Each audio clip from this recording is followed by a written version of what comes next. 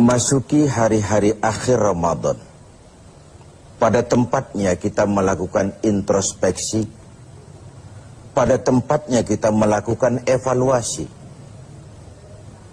Kalau bulan Ramadan ibarat bulan kawah candra di muka, di mana kita dilatih, digembleng, digojlok jiwa kita ini,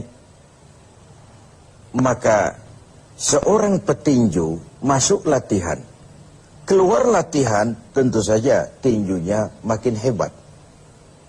Seorang petenis masuk latihan, keluar latihan, tenisnya makin hebat.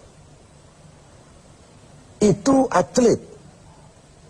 Kalau latihan tiap hari tapi main kalah terus, orang kan menilai, buat apa latihan, Bung, kalau mainnya kalah terus. Sepanjang Ramadan sebulan penuh kita digojlok, digembleng, dilatih. Untuk apa? Menghadapi hidup 11 bulan sesudahnya.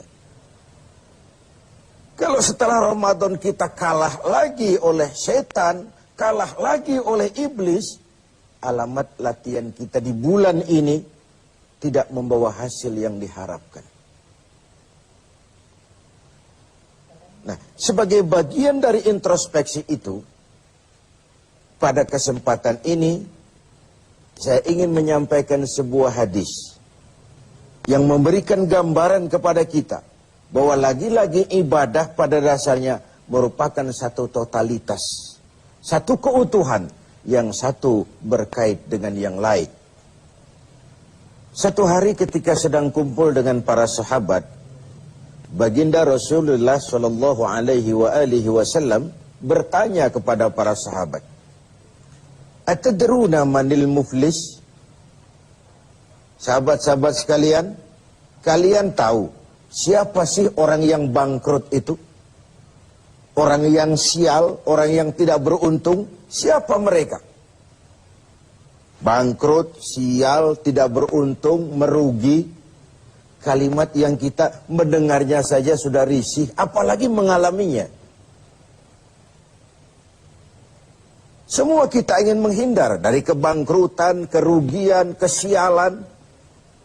Nah, Nabi bertanya itu kepada sahabat, tahu nggak kamu siapa orang yang bangkrut, orang yang sial, orang yang tidak beruntung? Macam-macamlah jawaban para sahabat ketika itu. Ada yang menjawab, ya Rasul, al-muflisu fina man la dirham lahu wala mata'. Menurut pendapat kami ya Rasul, orang bangkrut, orang sial, orang tidak beruntung itu man la dirhamalah, orang yang tidak punya uang dan tidak punya harta. Apalagi mau lebaran macam begini, orang yang tidak punya uang dengan orang yang punya uang, janganlah gaya hidupnya, gaya jalannya saja lain. Uang tuh katanya raja, katanya. Lidah yang paling fasih untuk bicara, uang. Senjata yang paling ampuh maju ke medan perang, uang. Urusan macet dibicarakan dengan lidah, dibicarakan dengan uang. Talk chair. Meriam pun tidak akan bunyi kalau ditutup dengan uang. Dan begitu seterusnya. Begitu jawaban sebagian sahabat, begitu juga pandangan banyak kita sekarang ini. Begitulah memang bahwa materialisme, hedonisme menggiring kita untuk menilai seseorang dari penampilan. Maka berpayah-payahlah kita menghabiskan sejumlah dana untuk mengurus penampilan ini. Pengusaha tidak bonafit kalau menandatangani kontrak tidak pakai jam tangan Rolex, pulpennya Montblanc, sepatunya wah, mobilnya wah, bajunya wah, dasinya wah. Begitulah kebanyakan kita sekarang ini.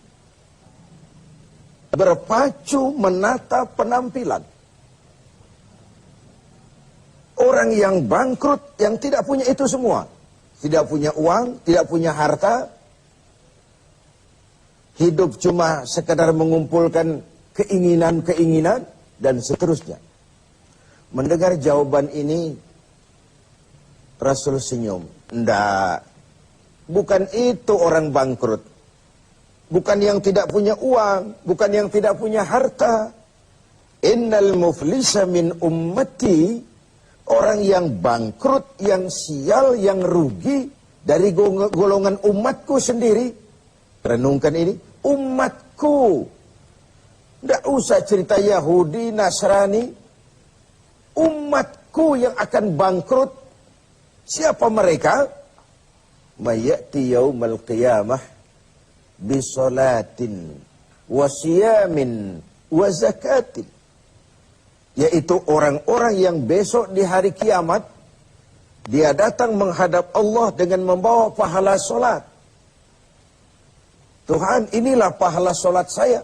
Karena memang di dunia dia tukang solat. Ini solat yang wajib, ini solat yang sunnah, rawatibnya, nawafilnya. Wasiyamin. Dia juga datang menghadap Allah dengan membawa pahala puasa. Puasa wajib Ramadan, puasa sunnah Senin Kemis, puasa 10 hari Syawal, puasa Rajab, dan begitu seterusnya. Wa zakatin. Dia juga datang membawa pahala zakat karena di dunia dia juga bayar zakat, suka sodakoh, dan seterusnya. Di satu sisi, dia datang menghadap Allah membawa pahala seluruh ibadahnya. Ya solat, ya puasa, ya zakat. Cuma sayang, kata Nabi. Di lain pihak dia datang juga membawa kesalahan. Kesalahan apa? Wa ya'ti qad syatama hadza. Dia juga datang bawa kesalahan karena waktu hidup dia pernah mencaci maki orang lain. Syatama hadza, pernah mencaci maki orang lain. Wa qadzafa hadza, pernah memfitnah orang lain. Wa akala mal hadza, pernah memakan harta orang dengan cara yang batil. Wa syafaka dama hadza, pernah mengalirkan darah orang lain tanpa alasan yang benar. Kalau ini yang terjadi, bagaimana nasib? Di satu sisi datang membawa pahala ibadah kepada Allah. Di lain sisi datang membawa kesalahan karena pernah menyakiti orang lain. Kalau inilah yang terjadi, maka kata Nabi, ketika dia sedang asyik lapor, Tuhan, ini pahala sholat saya. Datang orang lain, sebentar dulu Tuhan, dia memang ahli sholat, tapi saya pernah dicaci maki di depan orang banyak tanpa alasan yang benar. Hancur hati saya. Di dunia saya tidak bisa menuntut dia karena posisinya lebih tinggi. Di sini saya menuntut keadilan. Benar orang ini pernah kau caci maki? Iya Tuhan. Tanpa salah? Iya Tuhan. Cuma untuk menunjukkan prestasimu sebagai orang besar, orang berpengaruh, orang berwibawa. Enak saja kau caci maki orang di depan orang banyak. Ya Tuhan, sini pahala sholatmu berikan kepada orang yang kau caci maki itu. Pahala sholatmu berikan kepada orang yang kau caci maki itu. Lalu Tuhan, inilah pahala puasa saya. Datang lagi orang, sebentar Tuhan. Dia memang tukang puasa, tapi saya pernah difitnahnya. Tercoreng arang di dahi, rusak nama saya, hancur privasi saya tidak bisa kemana-mana lagi dalam hidup ini. Saya menuntut keadilan karena di dunia saya tidak berani. Benar kau pernah fitnah dia? Ya Tuhan. Kau tahu lidah itu kecil bentuknya, besar akibatnya. Akibat ulahmu memfitnah dia, hancur namanya, tercoreng arang di dahinya. Kemanapun dia pergi tidak sanggup lagi mengembangkan diri. Ya Tuhan, ayo pahala puasamu berikan orang yang kau fitnah itu. Tuhan, ini pahala zakat saya. Datang lagi orang, sebentar Tuhan. Dia memang bayar zakat, tapi dia pernah memakan harta saya dengan cara yang zalim, menggelapi uang negara, menggelapi uang anak yatim, menggelapi uang wakaf dan lain sebagainya. Di dunia tidak ada yang bisa menuntut karena dengan uangnya dia bisa menyumpal hakim, dia bisa beli keadilan, dia bisa beli hukum. Karena kata orang di dunia banyak pengadilan tapi sulit mencari keadilan. Pengadilan banyak, keadilan yang sulit. Saya menuntut keadilan. Benar, orang ini pernah kau makan hartanya dengan cara yang zalim? Iya Tuhan, sini, pahala zakatmu berikan kepada orang yang kau makan hartanya dengan cara yang zalim. Inilah nasib. Fa in faniyat hasanatuhu qabla an yuqda ma alaihi. Kalau habis sudah pahala ibadahnya diberikan kepada orang, sedangkan yang menuntut masih banyak, orang dia zalimi masih banyak, orang yang dia makan hartanya dengan zalim masih banyak, orang yang dia fitnah masih banyak. Apa yang terjadi? Ukhiza min khatayahum. Kesalahan dan dosa orang yang dia fitnah, dia caci maki, dia makan hartanya, diambil, diberikan kepadanya. Dan pada akhirnya, summa turihatin nar. Diberikanlah dia, dilemparkanlah dia ke neraka.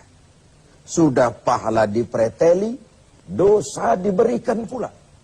Ini kan bangkrut. Ini kan sial namanya. Ini kan tidak beruntung namanya. Ibarat orang dagang, sudah modal habis, tagihan utang masih datang terus. Wajar kalau akhirnya kita terkena perkara. Oleh karenanya, kita melakukan introspeksi, evaluasi. Sudah baik hubungan kita kepada Allah di Ramadan ini? Alhamdulillah. Mari kita melirik bagaimana hubungan kita dengan sesama manusia. Semoga evaluasi ini memberikan sebuah arah yang memperbaiki hablum minallah dan hablum minan nas kita. Hubungan vertikal dan hubungan